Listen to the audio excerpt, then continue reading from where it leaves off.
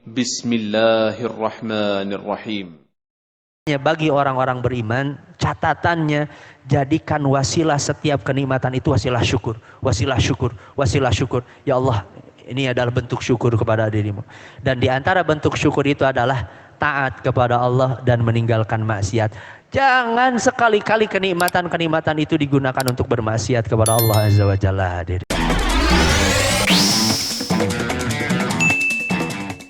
Alhamdulillah, alhamdulillahilladzi anara quluba ibadihil muttaqin binuri kitabihil mubin wa ja'alal qur'ana shifaa'an lima fi sudur wa hudan wa rahmatan lil mu'minin.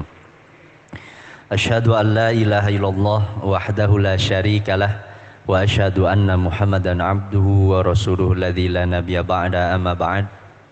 Allahumma qsim lana min khasyatika ma tahulu bihi bainana wa baina ma'asik wa min ta'atika ma tuballighuna jannatak wa minal yakin ma tuhawwinu bihi alaina masa'ibad dunya. Hadirin ikhwafillah rahimani wa rahimakumullah, jamaah Masjid Baitul Muttaqin yang dimuliakan oleh Allah. Cik. Nah, alhamdulillah di malam kali ini kita bisa melanjutkan kembali bahasan kitab Riyadhus Shalihin. Kita masih berada dalam rangkaian hadis-hadis dalam bab fadli zuhdi, keutamaan zuhud. Beberapa hadis telah kita bahas. Hadis terakhir Nabi SAW membimbing kita semua dalam hal perkara dunia agar kita semua melihat kepada orang-orang yang di bawah kita. Hadirin, hidup kita akan terasa nikmat, akan merasa selalu merasa cukup, dan bahkan akan selalu merasa lebih terhadap kenikmatan-kenikmatan dunia ini ketika kita melihat orang-orang yang berada di bawah kita. Allah memberi kenikmatan berupa rumah, apa yang kita makan, keluarga, kesehatan. Ini akan menjadi kenikmatan yang begitu besar. Makanya Nabi SAW beliau mengatakan, fahuwa ajdaru an la tazdaru ni'matallahi alaikum. Ketika kita melihat orang-orang yang berada di bawah kita, kita tidak akan menghilangkan kenikmatan Allah. Kita akan semakin banyak bersyukur, hadirin. Ketika ternyata kita merasa kurang, justru ada orang yang lebih kurang daripada kita. Kita merasa berat penyakit kita, ada orang yang lebih berat penyakitnya daripada kita semua. Ini akan menambah rasa syukur atas nikmat yang Allah berikan kepada kita. Nah, hadirin Bapak Ibu semua, kita lanjutkan hadis di malam kali ini. Hadis ke-12 Anin Nabi SAW, dari Nabi SAW. Ini hitungan hadis ke-468 dalam kitab Riyadhus Shalihin dan hadis ke-12 dalam bab ini. Ta'isa abdud dinar. Nabi bersabda, celaka hamba-hamba dinar, wa dirham, hamba-hamba dirham, wal qatifah, hamba-hamba pemilik pakaian yang ada beludru, ini namanya qatifah. Wal khamisah, pakaian-pakaian sutra. In u'tiya radiya wa in lam yu'ta lam yarda. Celaka hamba-hamba ini, jika mereka diberi mereka ridha, tapi jika mereka tidak diberi mereka tidak ridha. Nah, hadirin, Nabi melalui hadis ini ancaman, Pak, bagi orang-orang yang hatinya terikat dengan kenikmatan-kenikmatan dunia. Makanya Nabi ungkapan dengan kata ta'isa dan kata abdun. Nabi tidak mengatakan celaka pemilik-pemilik harta, tapi Nabi mengatakan celaka hamba-hamba harta, hamba-hamba dunia. Ini Nabi menggambarkan seolah-olah hamba-hamba dunia ini seperti tawanan yang dia tidak bisa lepas dari kenikmatan-kenikmatan dunia. Karena kenikmatan dunia, dia lalai dari kehidupan akhirat.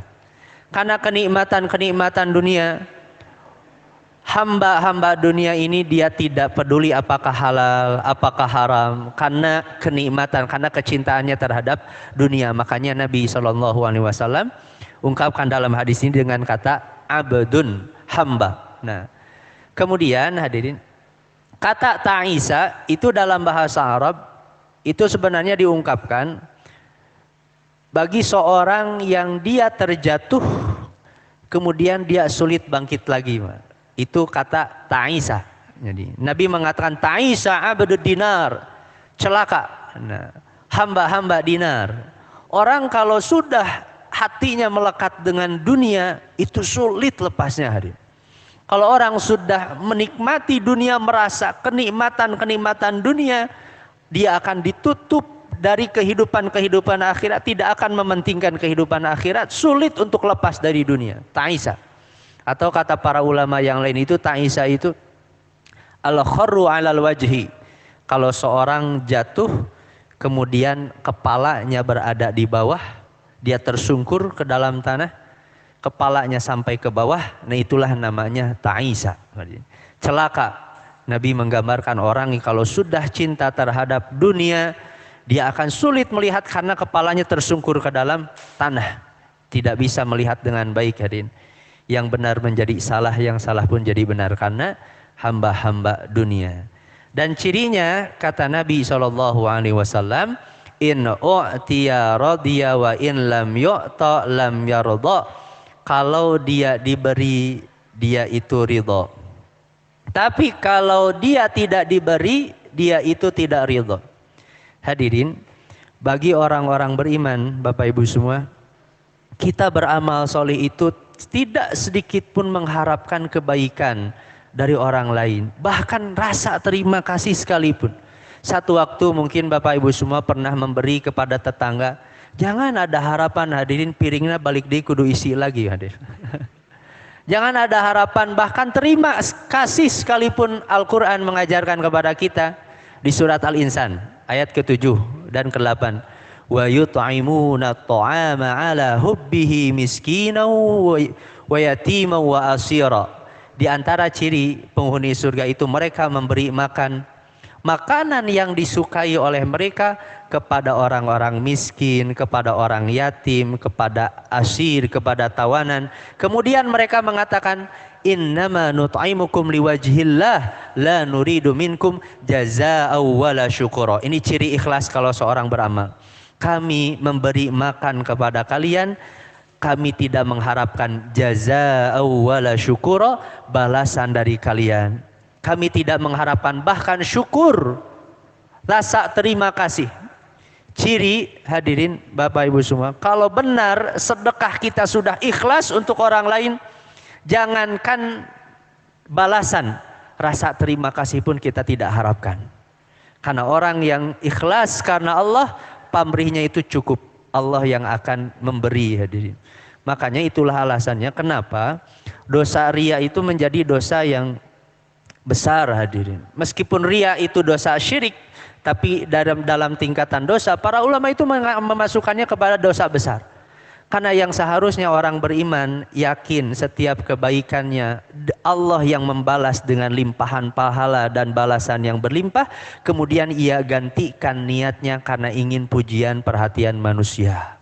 Di antara dosa besar dalam syariat kita. Ta'isa abdud dinar wa dirham wal qatifah. Celaka orang-orang hamba-hamba pakaian. Termasuk hati-hati, hadirin, Nabi mengingatkan kepada kita karena tertipu dengan kemewahan pakaian. Berapa orang, hadirin, dia ingin merasa tampan, merasa cantik, dia tidak peduli meskipun pakaian itu harganya mahal, tapi karena ingin diperhatikan oleh orang-orang, terpenjara karena pakaian yang dibeli. Lihat Al-Quran, hadirin Bapak Ibu semua, di surat Al-A'raf ayat ke-26. Pakaian yang diturunkan oleh Allah hari ini bagi kita 3 fungsinya, kata Allah. Qad anzalna 'alaikum libasan yuwari sawatikum warisha.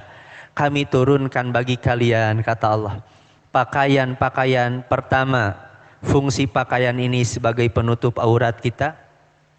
Yang kedua, warisha, pakaian ini menjadi hiasan hari ini. Bapak Ibu semua, hari ini kita terlihat baik, Pak, karena pakaian yang Allah berikan. Orang kalau tidak memiliki pakaian, sama halnya dengan hewan. Justru setinggi-tingginya peradaban manusia semakin berpakaian. Serendah-rendahnya peradaban manusia itu adalah semakin telanjang, Pak.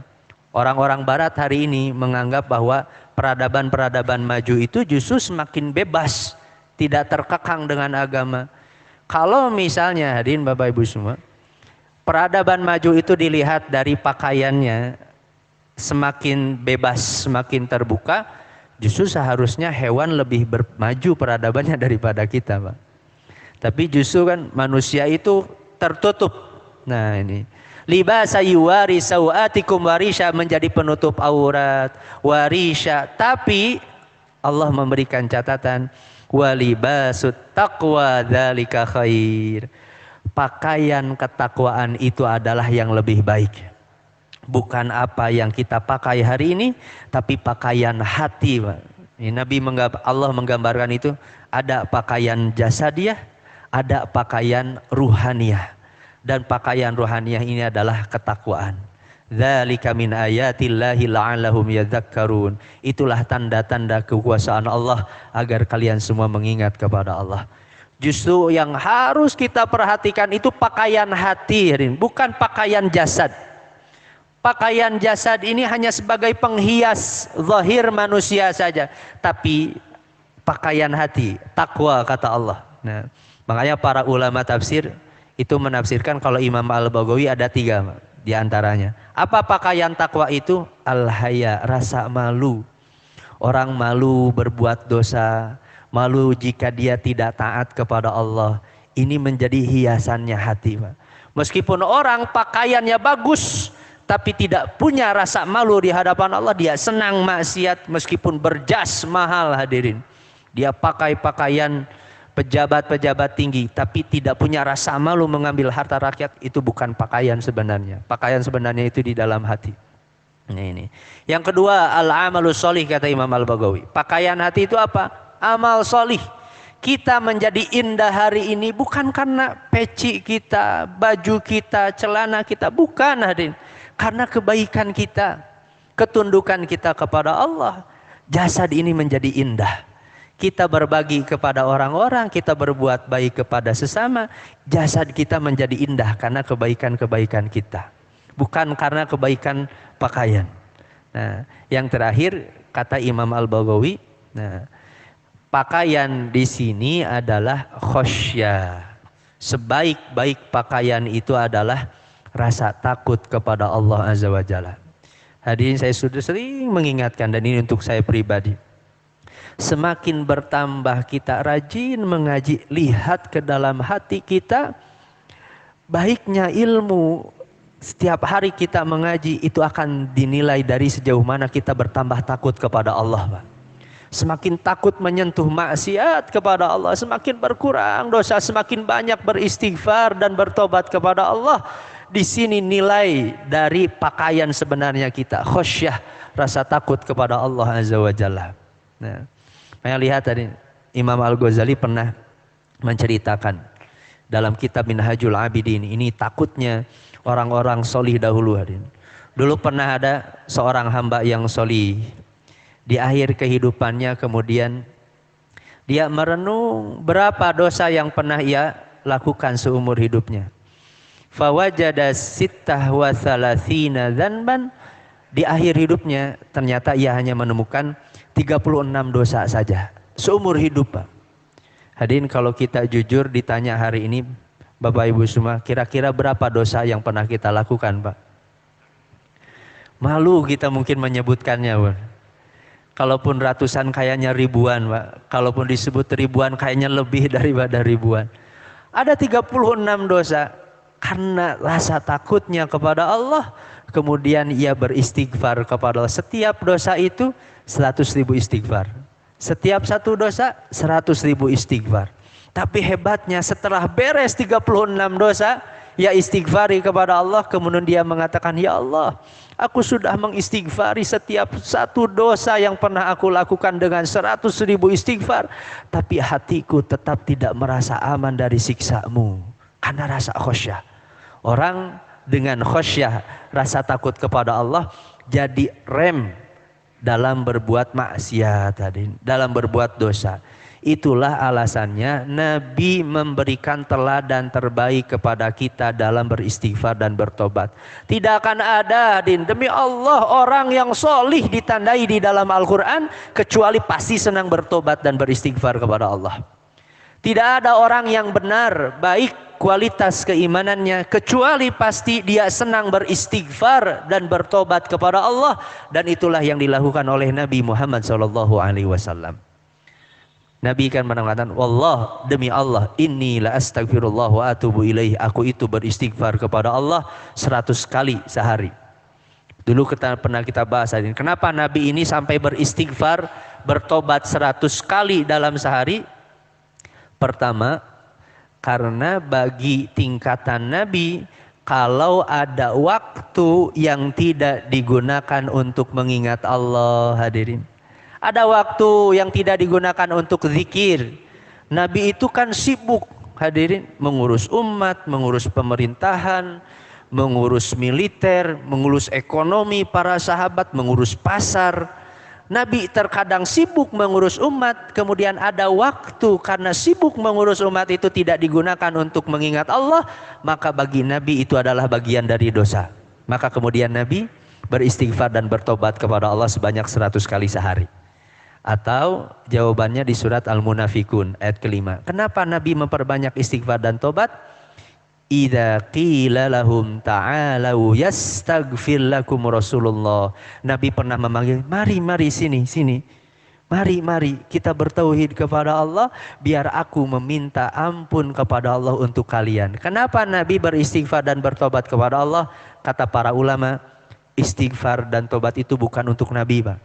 Karena Nabi itu sudah bersih dosa-dosanya. Untuk siapa? Untuk kita sebagai umatnya. Nabi memperbanyak istighfar dan tobat karena supaya kita diringankan dosanya oleh Allah Azza wa Jalla. Itulah alasannya kenapa Nabi memperbanyak beristighfar kepada Allah Azza wa Jalla. Hadis yang kedua, hadis selanjutnya, hadis ke-13. Wa anhu qala laqad ra'aitu sab'ina min ahli suffah. Ini masih dari seorang sahabat yang sama, dari Abu Hurairah. Kata Abu Hurairah, sungguh aku melihat 70 dari ahlus suffah. Ahlus suffah itu sebagian sahabat yang mengkhidmahkan diri untuk belajar kepada Nabi di Masjid Nabawi. Disebutnya dengan ahlus suffah. Suf itu ada yang mengatakan dari kain wol, Pak. Karena memang sederhananya para sahabat dan mereka punya pakaian yang sederhana, maka disebut dengan ahlus suffah. Mereka khusus belajar. Mereka tinggalkan berdagang, mereka tidak bekerja, mereka tidak bertani, mereka fokus belajar kepada Nabi. Makanya jangan heran kalau ashabus suffah ini rata-rata orang sengsara, Pak. Orang-orang miskin. Mereka hidup dari mana? Dari para sahabat. Kadang Abu Bakar As-Siddiq mengirim kurma, makanan kepada ashabus suffah. Tapi karena ahlus suffah ini, hadirin, lembaga pendidikan, pengkaderan, ilmu tafaqquh fiddin di zaman Nabi, terlahir ulama-ulama besar dari ashabus suffah. Abu Hurairah, ulama hadis, Abdullah bin Mas'ud, ulama Quran, ahli tafsir dan termasuk ahli hadis pula.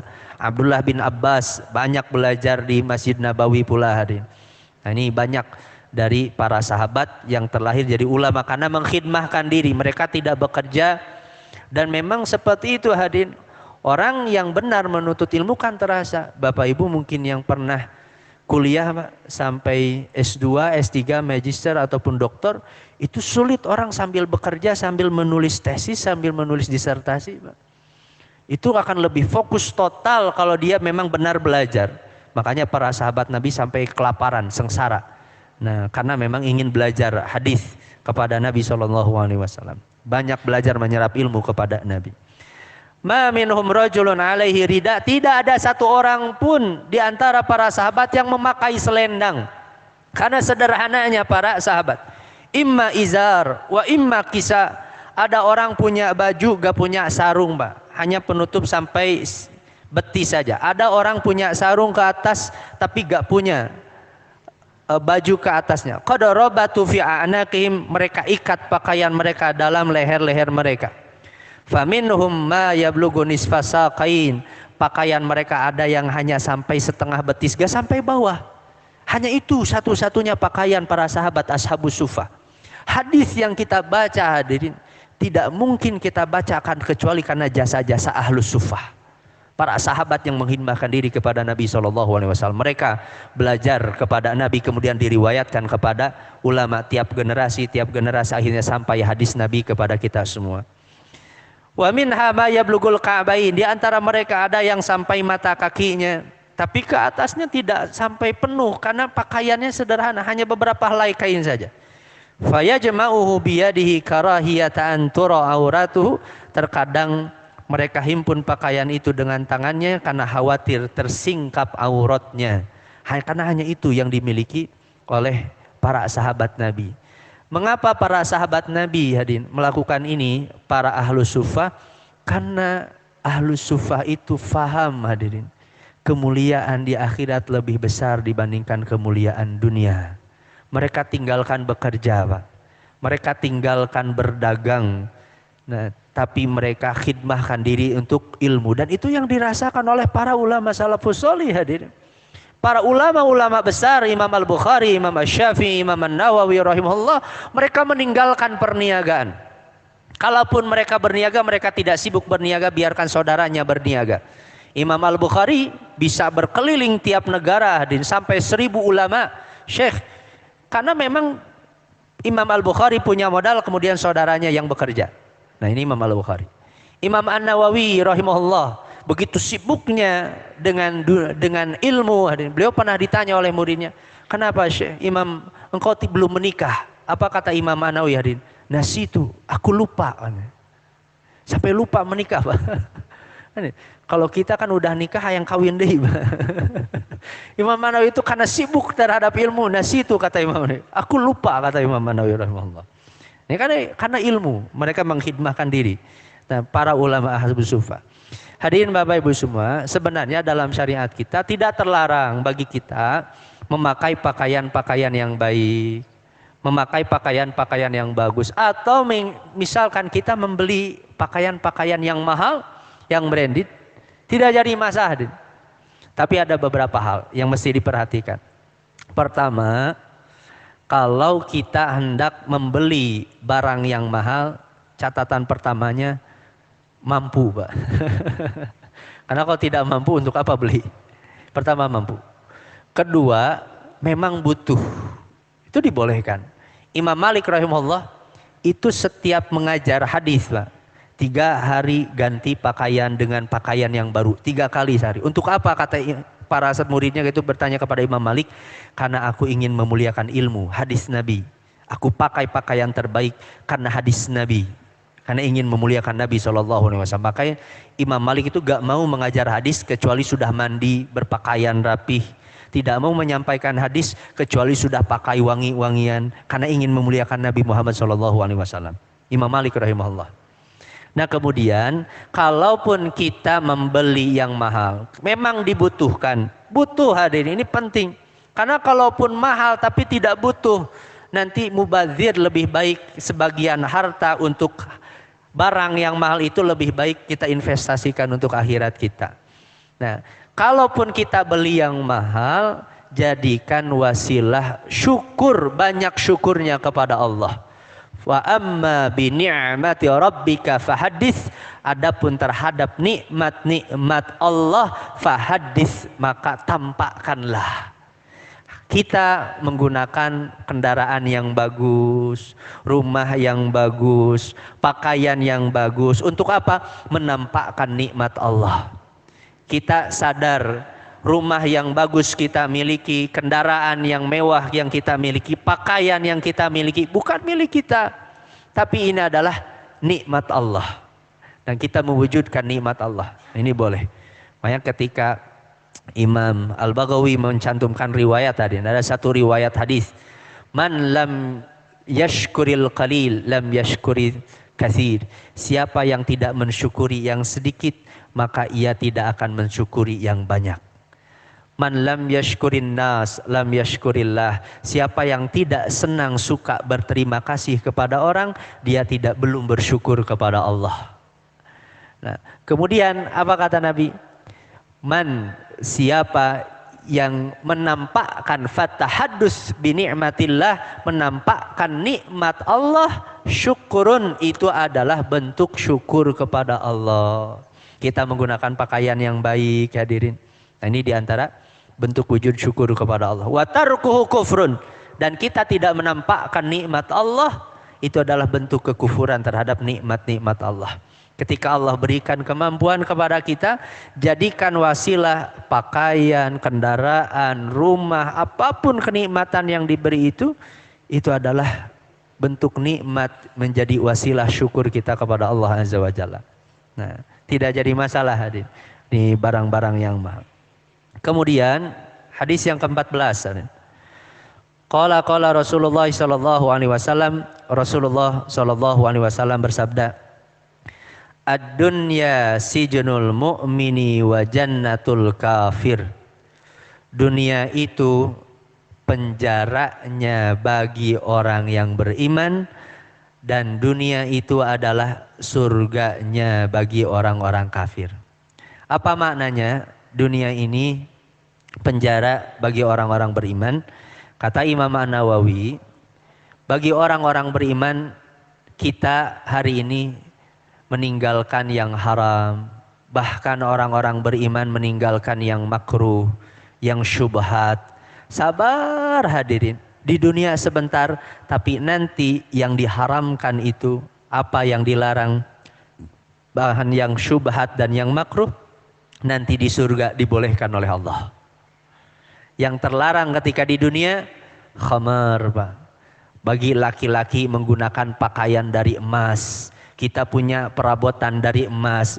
Sabar hadirin, biarkan orang-orang kafir menikmati kenikmatan dunia yang megah itu. Nanti bagi orang-orang beriman, apa yang diharamkan itu dibolehkan di surga. Dibolehkan ya, istirahatnya nanti di surga. Tapi bagi orang-orang kafir, mereka menikmati hari ini kenikmatan-kenikmatan. Mereka menggunakan bahkan perabot mungkin dari emas. Mereka beli kendaraan dari emas, bahkan rumah dari emas. Orang-orang kafir ketika mampu Allah berikan anugerah kekayaan, tapi nanti di akhirat Allah gak akan beri sedikit pun kenikmatan-kenikmatan itu. Bahkan dibakar segala perhiasan itu menjadi pembakaran. Pembakaran mereka di dalam api neraka. Nah, ini makna yang pertama. Makna yang kedua, ad-dunya sijnul mu'min wa jannul kafir. Ini pernah dijelaskan oleh Imam Ibnu Hajar. Satu waktu Imam Ibnu Hajar Al-Asqalani, beliau seorang ulama besar, Pak, mufti. Beliau kaya raya, Imam Ibnu Hajar. Ini penulis kitab Bulughul Maram atau penulis Fathul Bari, di antara syarah terbaik Sahih Bukhari. Satu waktu Imam Ibnu Hajar Al-Asqalani di satu perjalanan, dia dicegat Pak oleh orang Yahudi. Kebetulan orang Yahudi ini dia penjual minyak, dia sengsara, miskin, Pak. Wajahnya dia kotor karena sengsara. Kemudian dia berhentikan Ibnu Hajar, dia berkata seperti kepada Ibnu Hajar, "Hei Ibnu Hajar, Nabi kamu pernah mengatakan ad-dunya sidnul mu'min wa jannatul kafir. Dunia itu penjaranya orang beriman dan surganya bagi orang kafir." Bohong, dusta Nabi kamu itu. Buktinya hari ini lihat. Kamu yang dikatakan beriman, kamu dihormati, dimuliakan oleh orang-orang. Engkau memiliki kekayaan harta yang banyak. Seorang ulama Ibnu Hajar, karena dimuliakan oleh orang-orang. Katanya dunia ini adalah penjaranya bagi orang-orang beriman. Tapi engkau memiliki kenikmatan yang berlimpah ketika di dunia. Sedangkan aku yang dikatakan sebagai orang kafir, katanya dunia itu adalah surganya orang kafir. Aku ini sengsara, hidupku sulit seperti ini, kata orang Yahudi. Nah, apa jawaban bagi Imam Ibnu Hajar al-Asqalani ketika itu hadirin kepada orang Yahudi itu. Ketahuilah apa yang aku miliki hari ini dari kekayaan, Allah memberikanku ilmu, Allah menghadirkan umat, memuliakanku, menghormatiku karena ilmu yang Allah berikan kepada diriku. Aku bahagia dan berlimpah kenikmatan dunia. Ini penjara. Kata Ibnu Hajar, ini penjara. Tapi bayangkan nanti surganya nanti di akhirat. Penjaranya aja seperti ini, Pak. Apalagi surganya. Itu jawaban Ibnu Hajar. Penjaranya saja seperti ini berlimpah. Apalagi nanti surganya Allah siapkan kepada orang-orang lebih beriman. Lebih berlimpah lagi daripada ini. Dan adapun kamu, nah ini kata Imam Ibnu Hajar. Engkau miskin, engkau sengsara, engkau sulit. Engkau merasakan kesulitan. Itu surga bagi dirimu. Tapi bayangkan nanti nerakanya Allah persiapkan untuk kamu. Andaikan surganya saja sulit sengsaranya seperti itu di dunia, bayangkan nerakanya disiksa seperti apa orang-orang kafir nanti di akhirat. Ini kata Imam Ibnu Hajar, ini cerdas Imam Ibnu Hajar. Orang Yahudi itu ketika mendengar jawaban Ibnu Hajar, apa yang dilakukan? Kemudian dia mengucapkan 2 kalimat syahadat di depan Imam Ibnu Hajar al-Asqalani. Dia mengucapkan asyhadu an la ilaha illallah wa anna Muhammadur Rasulullah. Masuk Islam orang Yahudi itu di depan Imam Ibnu Hajar al-Asqalani. Hadirin Bapak Ibu semua yang dimuliakan oleh Allah. Nah, bagi kita dunia, saya sering sampaikan, tidak terlarang hadirin. Para sahabat itu omsetnya bukan miliaran lagi, triliunan rupiah Pak kalau kita rupiahkan. Itu besar mereka bisnis para sahabat itu. Tapi bagaimana hebatnya para sahabat ketika semakin bertambah harta, semakin takut kepada Allah. Semakin bertambah harta, semakin keras berpikir bagaimana harta ini tidak menjadi beban nanti di akhirat. Tidak menjadi pertanyaan yang berat nanti di akhirat. Makanya kan kata Nabi SAW, Nabi pernah mengatakan, waqaftu ala babil jannah. Aku berdiri di depan pintu surga. Fara'aitu aktsara ahliha al-masakin. Ternyata aku melihat banyak penghuni surga itu adalah dari orang-orang miskin. Waqaftu ala babin nar. Aku berdiri di depan pintu neraka. Fara'aitu aktsariha an-nisa. Aku melihat ternyata banyak penghuni neraka itu adalah di kalangan perempuan, kata Nabi. Wa inna ahlal jadi, sedangkan orang-orang kaya mahbusun, mereka tertahan. Mengapa? Karena mereka mempertanggungjawabkan harta-harta yang banyak itu, Pak. Setiap harta itu akan ditanya oleh Allah. Tidak terlarang bagi kita memiliki harta yang banyak, tapi ingat bahwa semua itu akan ditanya oleh Allah Subhanahu wa taala. Rumah kita, kendaraan kita, benda-benda kita yang kita miliki digunakan apa saja. Kalau hanya sebatas hiasan saja. Nah, makanya bagi orang-orang beriman, catatannya jadikan wasilah setiap kenikmatan itu wasilah syukur, wasilah syukur, wasilah syukur. Ya Allah, ini adalah bentuk syukur kepada dirimu. Dan di antara bentuk syukur itu adalah taat kepada Allah dan meninggalkan maksiat. Jangan sekali-kali kenikmatan-kenikmatan itu digunakan untuk bermaksiat kepada Allah Azza wa Jalla, hadirin. Nah, hadirin Bapak Ibu semua yang dimuliakan Allah, dan ini menjadi dalil orang-orang beriman kalaupun diperolok-olok oleh orang-orang kafir, biarkan, hadirin. Lihat digambarkan di surat Al-Baqarah ayat 212. Ketika Allah gambarkan, hadirin, bagi orang-orang kafir, zuyyina lilladzina kafarul hayatud dunya. Harta dunia ini dijadikan indah bagi orang-orang kafir.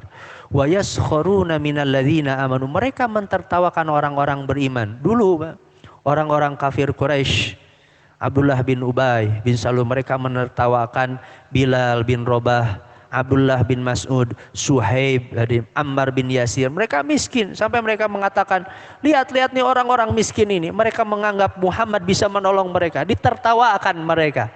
Tapi nanti bagi kita orang-orang beriman, hadirin, apa kata Allah? Walladzina taqaw fawqahum yaumal qiyamah. bagi orang-orang bertakwa nanti di hari kiamat berada derajat di atas, berada di atas surga, sedangkan orang-orang kafir mereka sengsara di dalam neraka. Atau di surat Al-Mutaffifin ayat ke-34 sampai ayat terakhir. Apa kata Allah? Fal yaumal ladzina amanu minal kuffari yadhakun 'alal araiki yanzurun. Hari ini orang-orang kafir mentertawakan kita karena kita tidak mau, hadirin, berhati-hati dengan kemegahan dunia ini. Mereka bermegah-megahan dengan yang haram, dengan khamar, dengan wanita, orang-orang kafir itu. Tapi nanti orang-orang beriman di dalam surga, fal yauma, hari ini kata Allah, fal yaumal ladzina amanu minal kuffar, orang-orang beriman nanti yang akan mentertawakan orang-orang kafir, Bang. Yadhakun, orang-orang yang beriman nanti yang akan berbangga dengan kenikmatan surga yang Allah berikan. Alal araiki yanzurun, orang-orang beriman itu akan duduk di atas dipan-dipan, berada di dalam surga Allah. Nah, hadis yang ke-15, hadirin Bapak Ibu semua. Wa an Ibni Umar, dari Abdullah bin Umar radhiyallahu an, akhadha Rasulullah sallallahu alaihi wasallam biman kibayya. Rasulullah pernah memegang kedua pundakku, kemudian Rasulullah memberikan nasihat, kun, jadilah engkau wahai Abdullah bin Umar, ka fid dunya ka'annaka gharib, di dunia ini seperti orang asing, au abirus sabil, atau menjadi orang yang hanya lewat saja. Apa orang asing itu maksudnya? Kalau ada orang, hadirin, dia tinggal di kampung halaman orang lain, bukan kampung halamannya, sebetah-betahnya di kampung orang lain, Pak. Seenak-enaknya kehidupan di kampung orang lain, hatinya akan terikat ke kampung halamannya.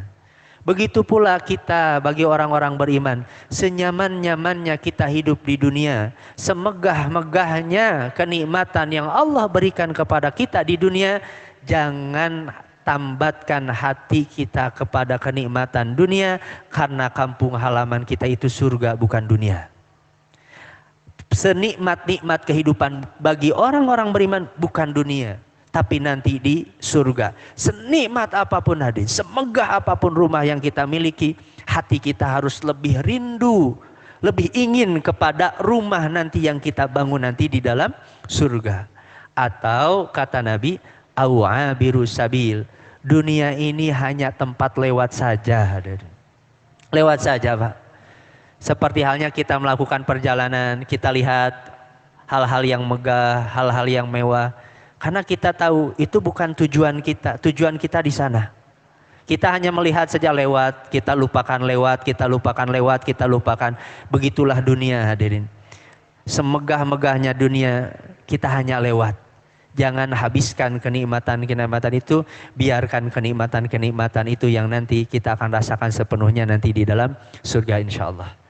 Nah, hadirin Bapak Ibu semua, tidak terasa Pak. Hanya 1 menit lagi kita masuk waktu sholat isya. Ini masih ada bagian hadis yang belum kita bahas dan kita baca.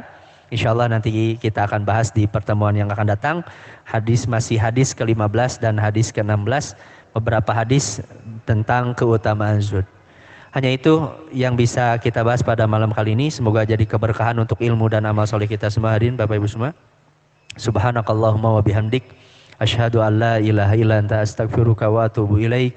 Aqulu qauli hadza wa astaghfirullah li wa lakum. Assalamualaikum warahmatullahi wabarakatuh.